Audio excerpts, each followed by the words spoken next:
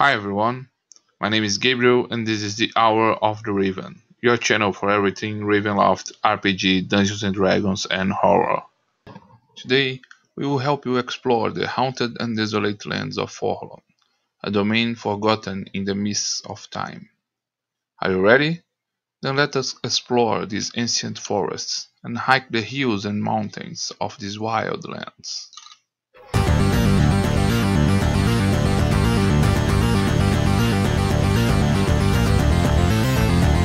Hour of the Raven.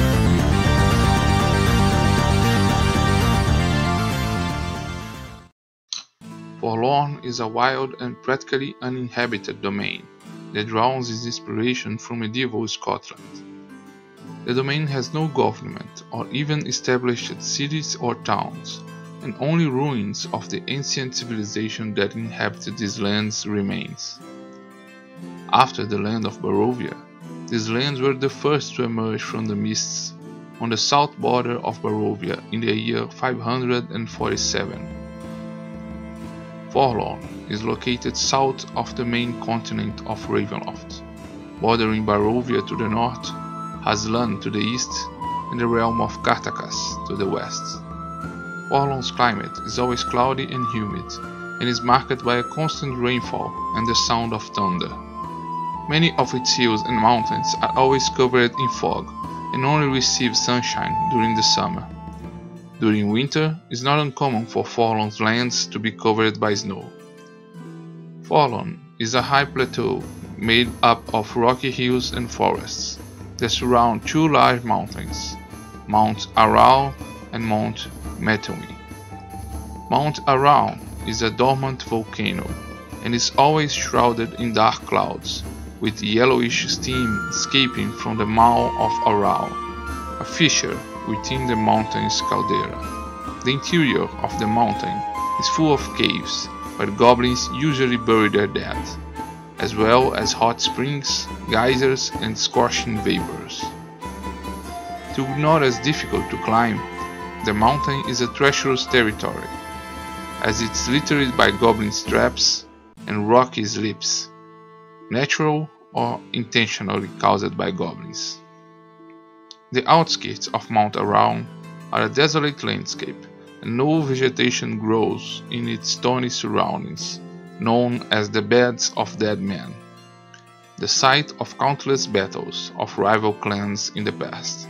Mount Metonwi, by contrast, is covered with pine forests and is rich in ores.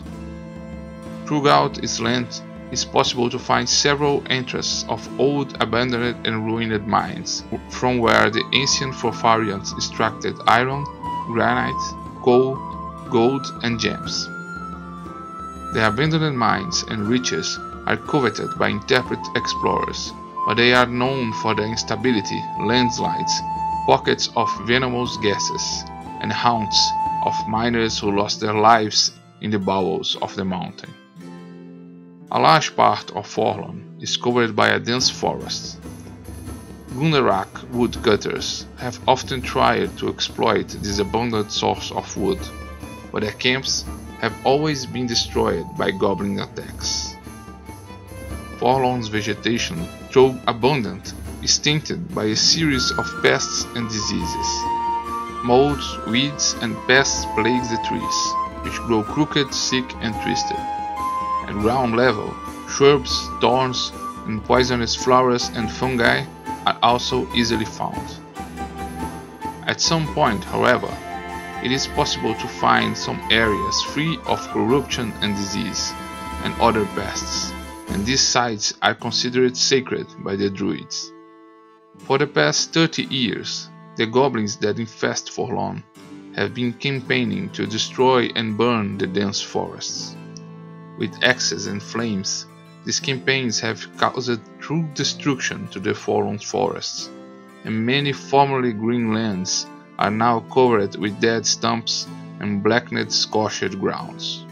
Large deforested areas can be found around Castle Tristanoria and on one side of Mount Metonwi, but to this day, the purpose that drives these goblinoid clans to such depredation is unknown. The goblin deforestation has recently encountered an opponent, and the situation seems to come to a stalemate by the Druids' constant vigil and action. Some ominous rumors, however, reveal that some of the old trees have risen from the ground and moved to occupy areas of deforestation, causing the goblins to flee in panic. In Forlorn, we also find the Lake of Red Tears, around large cliffs of red granite. Local legends say that the lake emerged after huge landslides that occur on the Day of Woe, when the Forlorn lands were engulfed by the mists, and large chunks of land collapsed and caused several small lagoons to pool into one huge lake. The lake has muddy and reddish waters as a result of contact with the mud of its banks, and legend says that it has no bottom. The lake is also known for the legends and sightings of a dangerous creature known as Agatha, or simply Aggie, a huge serpent-necked reptile. From these great lakes rises the Gundar River, which descends into the ancient realm of Gundarak, nowadays the Kingdom of Barovia, through a canyon. Around this canyon, ruins and statues of former Forfarian leaders can be found, and tombs of ancient clan leaders are believed to be hidden in these hills. Throughout Forlorn, it is possible to find ruins of the Forfarian civilization, which once inhabited these lands, but mysteriously disappeared in the Day of Woe. Near the Lake of Red Tears is where we can find most of the preserved ruins, such as the ruins of Birnan village and the castles Tristanoria and Forfamax. In these wilderness areas, strange stone circles can be found, but many have been depredated by the goblins that plague these lands. Forlorn's vegetation is composed of large trees such as oak, beeches, and pine trees, but we can also find willows and bushes. The rich vegetation of Forlorn are also marked by a huge amount of small plants and herbs with exotic medicinal and poisonous properties. Some brave expeditioners sometimes venture into these wild lands in search of rare herbs capable of generating potent poisons invaluable on the black market. There are also rumors and reports of even more astonishing vegetation in Forlorn. The Death's Head tree is a strange plant that grows in these lands. These twisted and grotesque trees have, rather than fruits, decomposing human heads on their branches. Although legends say that such vegetation only grows on blood-sucked soil, Forlorn's tragic and brutal history allows them to grow freely in these lands. Also, reports indicate the presence of carnivorous plants and devouring trees, able to grab animals and humans to satisfy their hunger. Finally, legend tells that countless of the trees are actually ants that move in the silence of the night, ready to attack or defend themselves, whispering their hatred of humans and goblins to the wind as they pass through their branches. Forlorn's fauna is full of animals of a temperate climate, like bears, deers, wild boars, foxes, and wolves. Rats, bats, snakes, and lizards also abound in these lands, as well as a variety of insects, spiders, wasps, beetles, and centipedes that usually grow to abnormal size. Most animals also appear to carry signs of disease and corruption, and shows an aggressive behavior. Wolves grow to a dire size and infest the forests. Many of these creatures are domesticated by goblins, who feed and train these wild predators to mount or assist them. Some rumors tell about packs of undead wolves prowling the haunted surroundings of Castle Tristanoria. Another strange kind of animal found in these desolate forests is the Grimishka, creatures that look like an amalgam of dogs or cats mixed with monkeys and mice, and with some reptilian traits. Numerous, these creatures can harass and trouble explorers, but they are quite coward and easily frightened. The Druids believed that on the Day of Woe, the domestic animals of Forlorn were transformed into these hideous creatures, and to this day they live near their former homes. An explorer of these wild lands must also fear the supernatural horrors that haunt this domain. Forlorn is known for its haunting legends of wailing specters and ghosts. The folklore of the region also speaks of recluse witches, lycanthropes, and even the presence of a lost race of fairies, who the Druids reverence as the good folk. Forlorn's population is composed mostly by goblins, though some humans still survive in the forests, dwelling within the Druid territory. The goblinoid population surpasses the human population by almost 20 to 1 inhabitants. These savage and violent creatures inexplicably appeared on these lands on the Day of Woe, when, according to Druidic legends, almost all the inhabitants of the barony of Forlorn suffered grotesque transformations and became these bestial beings. These grotesque humanoids dominate the wild lands of Forlorn, but have no buildings or cities. Living in nomadic camps, they do not subsist from agriculture, and they organize themselves into clans, just like their human ancestors. These creatures seem to hold a residual memory of their former clans, and many still wear kilts with their clan's color and insignia.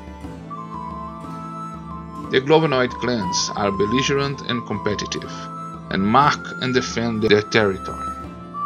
It is not uncommon for brutal and bloody disputes to break out between these clans. Usually, the leadership of these clans rests with the strongest of the goblins, and the transition of power is lethal. The residual memory of the goblins of their human ancestors can also be seen in other traces of their culture. These creatures are able to use, in a rudimentary form, weapons and equipments they find, and still use a Forlorn dialect as a means of communication. Some cultural misrepresentation can also be found among the sports practiced by goblins, such as the log throwing, in which a group of goblins raise large logs to try to hurl toward a rival team, and the sword dance, in which goblins form two lines, lying on the floor, and create a passageway. A challenger must then cross the corridor, while the other goblins swing their blades toward their feet and legs. Dagger throwing and Gremishka fights are also popular activities. They do not practice organized religion, but from the pantheon of the ancient gods of the Forlornians, they worship and fear Aral, the god of death. This worship includes brutal murder of victims in honor of the god, who they believe is buried beneath the fissure of Mount Aral, a sacred place where the bones of goblins are buried. Goblins are very resilient and do not need much food to sustain themselves, but they are known to eat meat from any creature who falls into their traps or is captured in their hunts, including humans. The cruelty of these creatures is terrifying, and rumors say that they usually skin and devour living prey. The goblins use the huge wolves as mounts and allies during hunting or war. The Forlorn Druids believe the goblins are all in service of the ghost of Castle Tristanoria, a mythical figure to whom the Druids assign control of the dark forces in Forlorn. Under the command of this mysterious master, the goblins patrol the lands of Forlorn, capturing or killing all humans they encounter. For many decades, these beings have been in constant conflict with the Druids, and it is not uncommon for the people captured by the goblins to be taken to Castle Tristanoria, where they are never seen again. Also, under order from this mysterious master, the goblins undertake a campaign of deforestation of Forlorn, using axes and fire to achieve their ends. The Forlorns are the only human inhabitants living in the wild lands of Forlorn. With broad stature and shoulders, the Forlorns have light skin and all have red hair, which range from strong red to brown hair with only slight redness. Both men and women often wear long hair, sometimes in thick braids, but mostly in an unkempt and loose style, and men often have long beards, mustaches and sideburns. The Forlorns are very proud of their reddish hair, and claims that this color is proof of their descendants from the fairies, the good folk. They believe that it was the fairy blood and the red hair trait that saved them from transformation into globinoid creatures on the day of woe. Their outfits are simple, usually in green or brown fabrics, with loose blouses and men wearing kilts and women wearing skirts, usually in the emblematic colors of their former clans. Living in communities located in the wilderness, they engage in rust activities and crafts and basic agriculture. As peasants, they usually get married early in life and have large families. Their diet does not differ much from that of peasants in other kingdoms, with plenty of potatoes and turnips in their diets. The most typical dishes is the haggis, a sheep's belly sausage stuffed with the sheep heart, liver, lung and meat, and with oats, onions and spices. Forlorn people do not practice or study arcane magic. Although they still reverence the ancient Forlorn gods, few follow a traditional clerical vocation, and the society is guided by the Druidic culture and the eternal pursuit of harmony and balance with nature. Forlorn culture is passed on orally, and each enclave has a tanist, a venerable elder, with the role of retelling oral traditions and providing advice. This role, often played by women, is of great importance and is often cumulated with the community leadership. When an honor offense occurs, the most drastic means of solution is by a tower duel. Two duelists climb to the ceiling of an ancient circular tower, where they fight until one of the challengers is thrown from the top of the ceiling. This type of lethal conflict resolution, however, is rarely used. Forlorns also perform sporting activities such as caber tossing, throwing massive logs at a distance, and sword dancing, a choreographed dance in which steps are performed amidst scimitar movements. During the equinox and solstices, the Druids hold great mystical communal activities with nature, and festivities are held. Music plays a big role on these occasions, with instruments as bagpipes, flutes, drums and mandolins. Forlorn is devoid of any kind of government, and apart from a few goblins and druids communities, no laws or guidelines are enforced on these lands. Some herbalists and lumberjacks sometimes risk exploiting their activities on these lands, but no permanent economic activity is exercised. These lawless and savage lands still attract some groups of bandits and adventurers who seek in these forgotten lands refuge or ancient treasures. This concludes our explorer guides to Forlorn. Do you still intend to explore these forgotten lands with forests and hills shrouded in mist and mystery?